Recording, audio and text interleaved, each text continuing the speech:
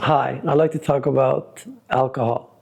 Now, years ago, physicians were even suggesting that a small amount of alcohol may be helpful.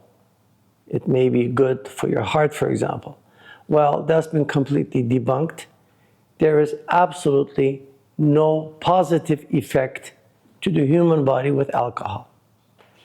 And the American Cardiology Institutes, for example, have also said that there's no minimal amount of alcohol. In other words, we cannot say if you just take this much, everything's going to be okay. If you take a lot of alcohol over a short period of time, or if you take a small amount of alcohol over a long period of time, all of that is toxic for the body. Alcohol affects everything. Yes, usually the digestive systems.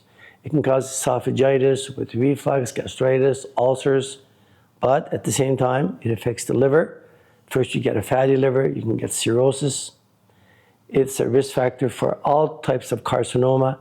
It can cause problems within your pancreas with either acute or chronic pancreatitis, which can cause problems with absorption. So you can have a decrease in certain, for example, your iron, folic acid, vitamin B12 levels, plus other vitamins within the body can be affected with alcohol. At the same time, it's toxic to the heart.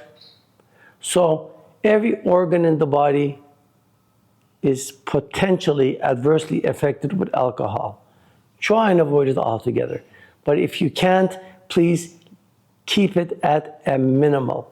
Now, if you are taking alcohol on a regular basis, which obviously you should not, you should have detailed blood work, including everything that I've mentioned so far, as well as your liver functions test, C-reactive protein, and sedimentation rate.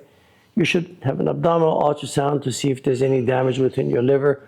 More specifically, a FibroScan, which is a non-invasive, very simple procedure that not only tells you how much fat you have in your liver, but more important, if there's any fibrotic changes within your liver.